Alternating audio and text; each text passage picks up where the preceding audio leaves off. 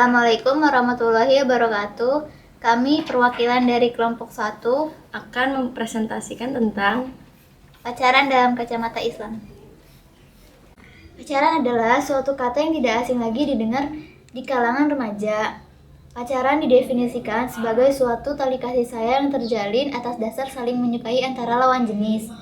Mungkin dapat disimpulkan bahwa pacaran itu merupakan suatu hal yang wajar di kalangan remaja. Padahal apabila kita lihat dari sudut pandang agama Islam, dalam Al-Quran dan Sunnah tidak ada satu kalimat pun yang menjelaskan tentang pacaran. Memang cinta merupakan fitrah yang diberikan oleh Allah Subhanahu wa taala. Namun, jika cinta ditindaklanjuti dengan aktivitas pacaran, cinta yang tadinya fitrah akan menjadi hawa nafsu. Jelas bahwa semua aktivitas pacaran seperti halnya memandang sampai timbul syahwat, memegang apalagi pelukan dan ciuman, bahkan sampai hubungan intim lawan jenis yang belum mahramnya, itu semua perbuatan zina. Lebih jelasnya itu nafsu, bukan cinta. Diriwayatkan oleh Abu Hurairah radhiyallahu anhu bahwasanya Nabi Rasulullah Shallallahu alaihi wasallam bersabda, Allah telah menulis atas anak Adam baginya dari zina, maka pasti dia menemuinya. Zina kedua matanya adalah memandang, zina lisannya adalah perkataan, zina hatinya adalah berharap dan berangan-angan. Dan itu semua dibenarkan dan didustakan oleh kemaluannya. Islam sungguh arif dalam mengatur hubungan pria dan wanita. Jangankan berzina, mendekatinya pun disebut haram. Larangan mendekati zina bertujuan untuk menjaga kemuliaan manusia agar tidak terjerumus dalam rayuan setan yang menyesatkan. Firman Allah dalam surat Al-Isra ayat 32 yang artinya, dan janganlah kamu mendekati zina. Sesungguhnya zina itu adalah perbuatan yang keji dan merupakan suatu jalan yang buruk. Hal ini sangat sinkron dengan hadis Rasulullah SAW seolah menjelaskan model tindakan yang dapat mendekatkan seseorang dalam perzinahan. Dari Ibnu Abbas radhiyallahu anhu, ia berkata, aku mendengar Rasulullah SAW berkhutbah. Ia berkata, dan janganlah sekali-sekali seorang laki-laki berhalwat dengan seorang perempuan kecuali beserta ada mahramnya. Dan janganlah seorang perempuan melakukan musafir kecuali ada mahramnya. Rasulullah telah secara tidak langsung memberikan rambu-rambu kepada umatnya mengenai model pelarangan hubungan laki-laki dan perempuan yang terlarang. Pelarangan itu demi menghindarkan seseorang terjerumus dalam perzinahan. Karena pada umumnya perzinahan bermula dari situasi berduaan. Pergaulan antara pria dan wanita pada dasarnya dibolehkan pada batas-batas yang tidak membuka untuk terjadinya perbuatan dosa. Apalagi pergaulan dan hubungan itu dalam rangka untuk mencari dan mengenal lebih baik dalam calon pasangan hidup.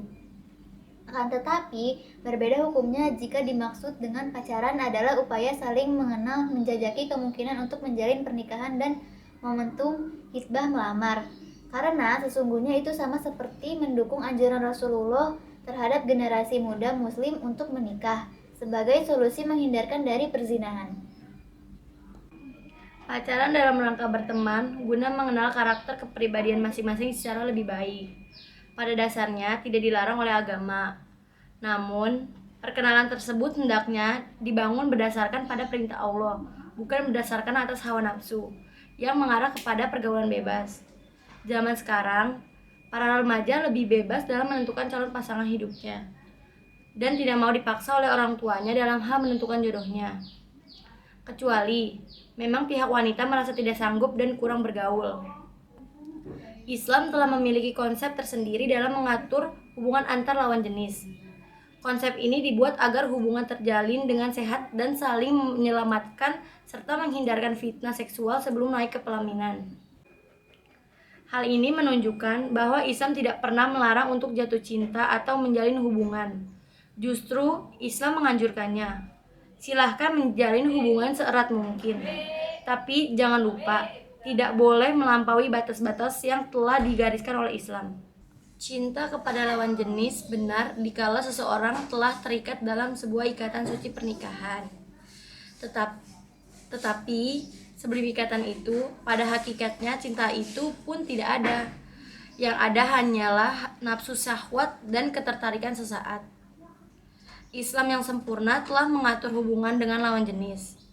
Hubungan ini telah diatur dalam syariat suci, yaitu pernikahan. Pernikahan yang benar dalam Islam juga bukanlah yang diawali dengan pacaran, tapi dengan mengenal karakter calon pasangan tanpa melanggar syarat. Dalam Islam, ajang perkenalan disebut khitbah, yaitu pihak laki-laki mengajukan lamaran kepada pihak wanita. Dengan diterimanya lamaran, berarti pihak laki-laki dan wanita telah bertunangan.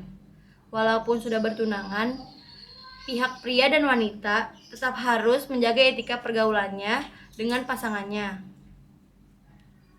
Sebelum terjadi akad nikah, tidak ada kata halal antara pria dan wanita. Larangan berhalwat atau berdua-duaan masih berlaku kepada mereka.